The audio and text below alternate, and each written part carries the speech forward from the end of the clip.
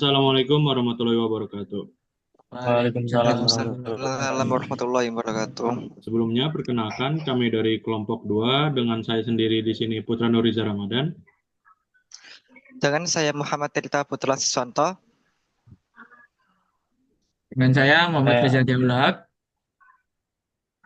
Saya Andi Pristia. Dan pada hari ini kami akan membahas ada dua materi, yaitu ada sejarah susunan keyboard dan gimana cara kerja malware. Yang pertama kita akan membahas di keyboard terlebih dahulu. Boleh diganti slide?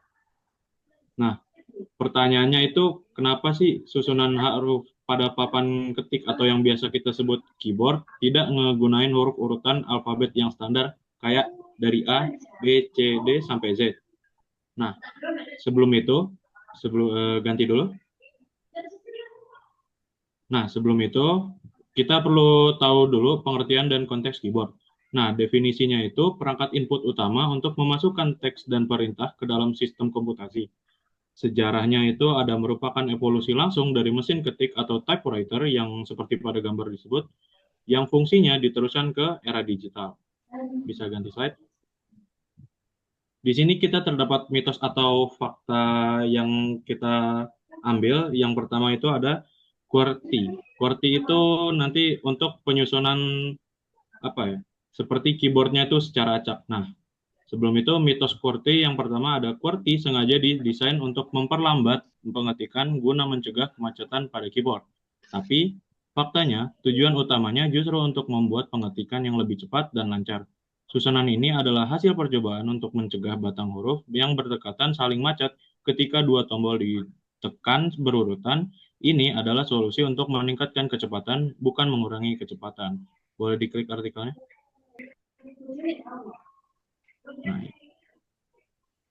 Nah, intinya di artikel ini tuh di bagian properti itu dijelaskan bahwa QWERTY itu tidak didesain untuk memperlambat kecepatan untuk mengetik, namun sebaliknya malah untuk mempercepat kecepatan mengetik kita. Oke, boleh balik lagi. Next.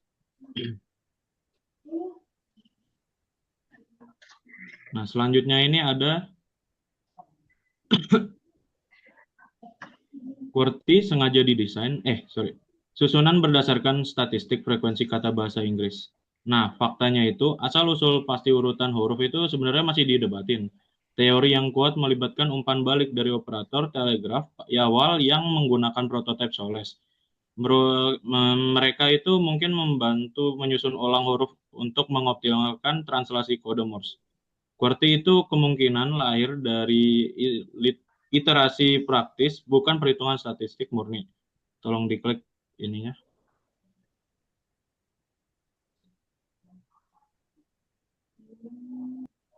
Nah, pada artikel ini itu saya bisa ngerangkum 4 hal yang udah saya baca.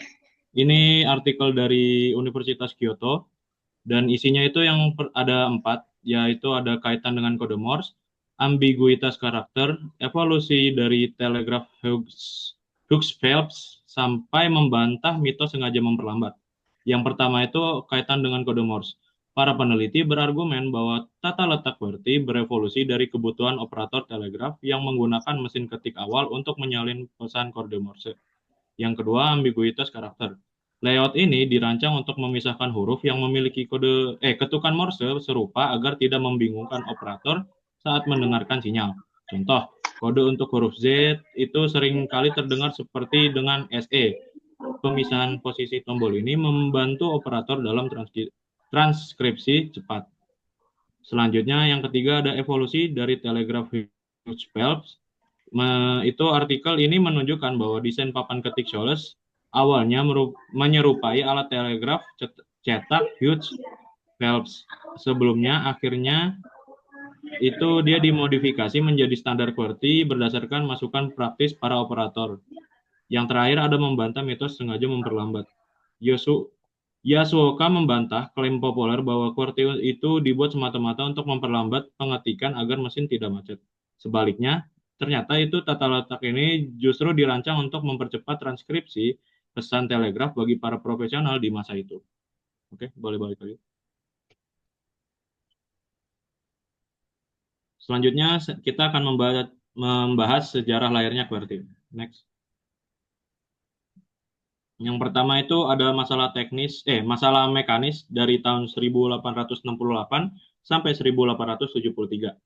Nah, penemunya seperti yang sudah sempat saya sebutkan beberapa kali itu ada Soles atau yang bisa kita sebut sebagai nama lengkapnya Christopher Latham Soles. Terus masalah pada desain awal itu mesin ketik pertama Soles menggunakan susunan yang mirip alfabet yaitu dari A sampai Z. Namun tombol yang terhubung ke batang huruf logam itu yang berdekatan secara fisik sering macet atau bisa dibilang jamming ketika ditekan berurutan terlalu cepat, misalnya S dan T itu selalu menjadi macet. Nah, tantangannya itu kita harus mencari susunan yang meminimalkan tabrakan mekanis ini. Untuk slide selanjutnya, teman saya akan menjelaskan.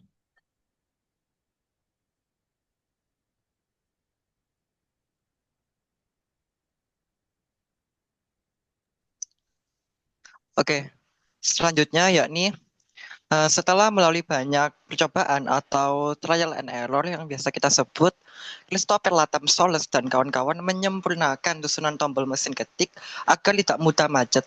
Nah, desain finalnya dipatenkan dan diproduksi oleh Lennington pada tahun 1874.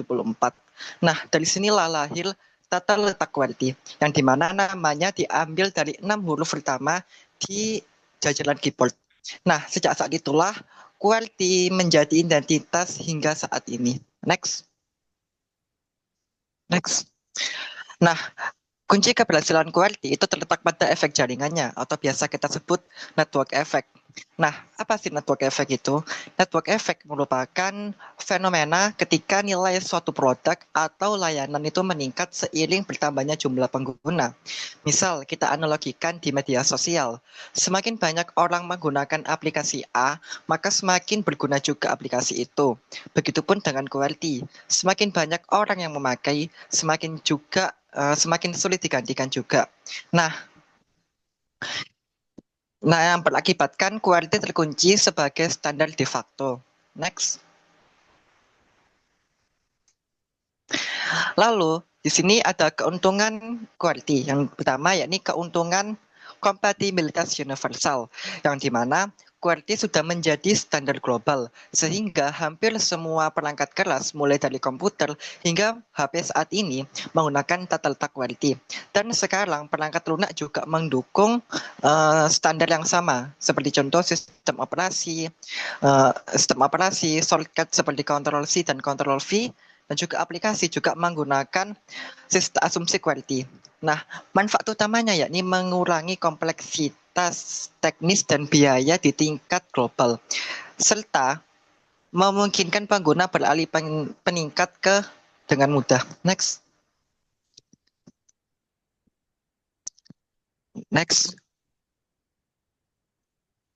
Nah, lalu yang kedua yakni ada keuntungan dasar inovasi turunan, yang dimana keuntungan kedua QWERTY adalah menjadi dasar dari berbagai inovasi turunan.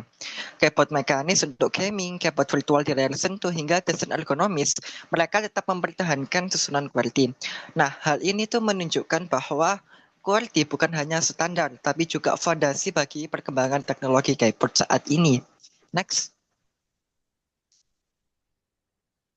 Nah, di sini ada kesimpulan dari QWERTY sendiri, yakni QWERTY muncul sebagai salah satu solusi teknis atas kemacetan mesin ketik alfabet. Lalu bertahan karena efek jaringan, biaya peralihan yang tinggi, dan standar yang mapan.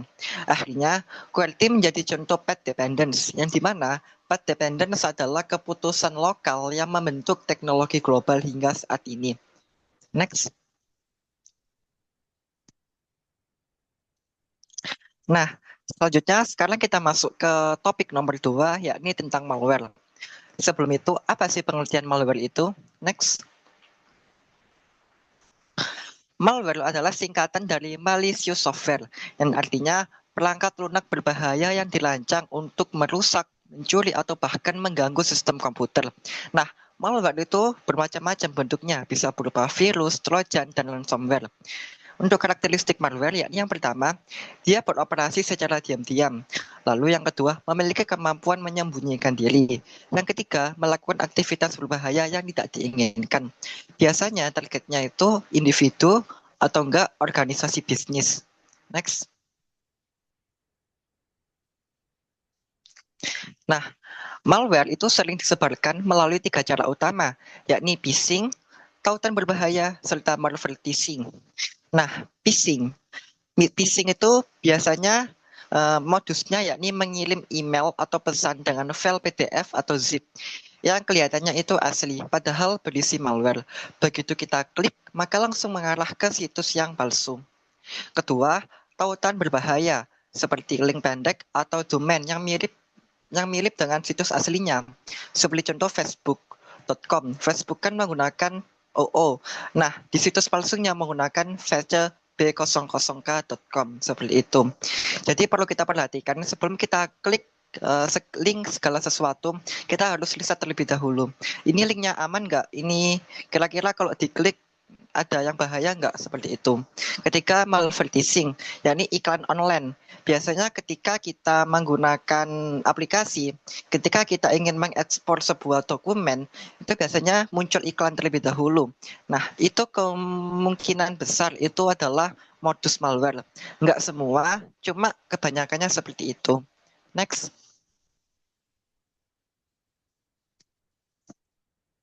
Oke, untuk selanjutnya ialah tahapan infeksi malware. Dan tahapan ini dibagi menjadi 6. Yang pertama ialah delivery atau penetrasi. Yang kedua adalah eksekusi atau aktivasi. Untuk tahap ketiga ialah persintensi atau pelestarian. Untuk tahap keempat, propagation atau penyebaran.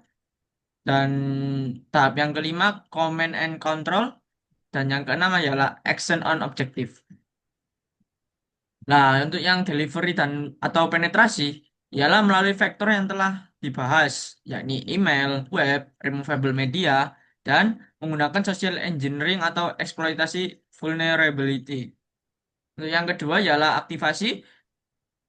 Untuk aktivasi sendiri ialah eksekusi pilot setelah stranger condition terpenuhi. Teknik bypassnya, fileless, malware, macro based, script based.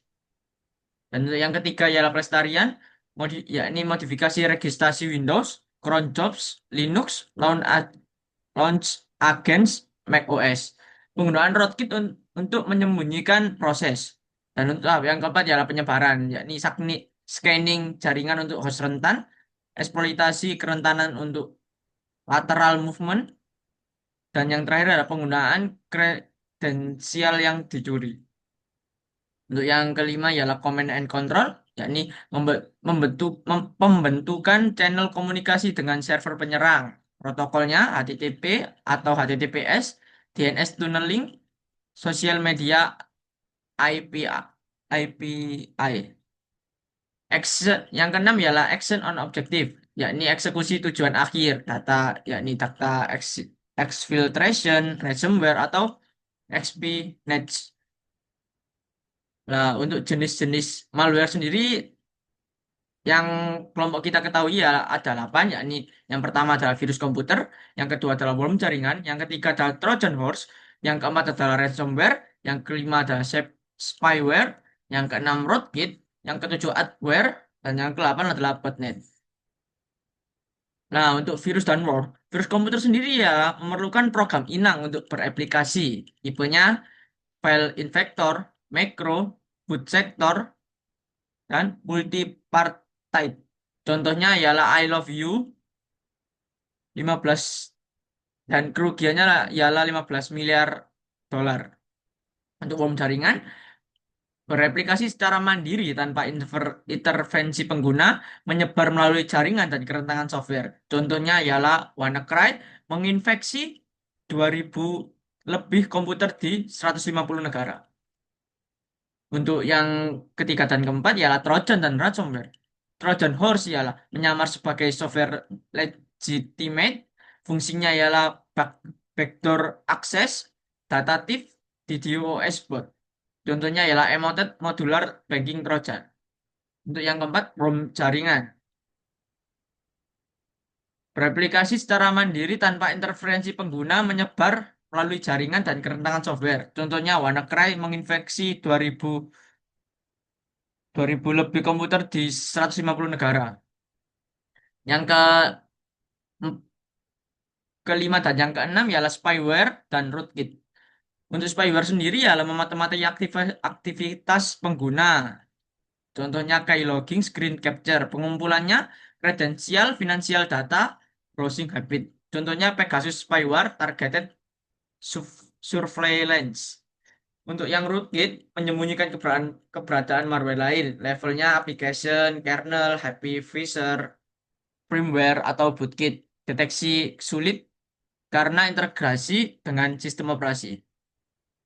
Yang terakhir ialah adware dan botnet. Adware sendiri adalah menampilkan iklan yang tidak diinginkan, sering dibundle dengan freeware, dapat berfungsi sebagai delivery mekanisme malware lain. Untuk yang botnet, jaringan perangkat untuk yang botnet, jaringan perangkat terkompromi zombies. Diperintahkan melalui C2 server, digunakan untuk DDoS spam, crypto mining.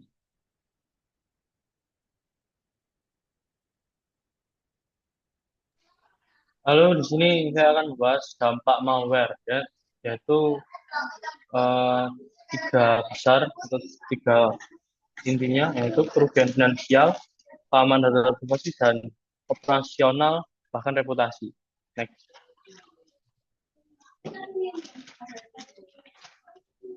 Biaya langsung, pemulihan seperti pemulihan sistem, dampak malware, kerugian finansial.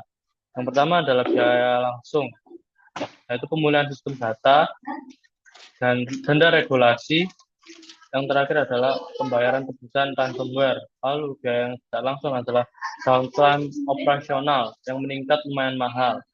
Yang kedua, kehilangan produktivitas. Dan terakhir, meningkatkan premi asuransi cyber. Lanjut. Lalu dampak keamanan dan data privasi, yaitu pelanggaran yang pertama, pelanggaran data, pencurian informasi pribadi, PII, lalu pencurian kekayaan intelektual dan rahasia dagang. Yang terakhir adalah eksfiltrasi data sensitif pemerintah. Lalu konsekuensinya adalah identitas yang tercuri, lalu corporate espionage, yang terakhir adalah ancaman terhadap keamanan nasional. Next. Operasional dan reputasi. Pertama, gangguan operasional yang memungkinkan kerusakan sistem dan infrastruktur, lalu hilangnya akses ke layanan kritis, dan data yang terkontaminasi atau data integrity compromise. Lalu kerusakan reputasinya ialah kehilangan kepercayaan dari pelanggan, lalu penurunan nilai saham perusahaan publik, dan yang terakhir adalah dampak jangka panjang pada brand image. Next. Nah, di sini ada dua cara untuk pencegahan malware, yaitu yang pertama teknis dan organisasional, yang kedua praktik terbaik. Next. Nah, teknis dan organisasional yaitu kontrol teknis, memasang antivirus atau anti malware dengan heuristik dan behavioral analysis. Yang kedua, firewall atau host based dan network based. Yang ketiga, email filtering dan web filtering untuk ransom yang tadi. Yang terakhir ada regular patching dan vulnerability management, yaitu untuk mengetes keamanan dari kontrol teknis tersebut. Lalu yang kedua ada kebijakan organisasi, yaitu tiga besar, yaitu security awareness training berkala, yang kedua acceptable use policy atau AUP, terakhir adalah incident response plan atau seperti kayak rencana yang dimana kita tiba-tiba diserang. Jadi sudah ada plan untuk pencegahan atau perbaikannya. Next. Nah, pencegahan dari praktik terbaik adalah untuk individu yang pertama, multifaktor authentication atau MFA, yang kedua regular backup seperti 3 to 1 rule, 3 copy, 2 media berbeda, dan 1 offsite. Yang ketiga adalah software dari sumber resmi, tidak mendownload dari sumber-sumber yang tidak jelas, seperti contoh nyatanya itu kayak film crack atau game crack, bajakan-bajakan seperti itu. Yang terakhir adalah hati-hati dengan removable media.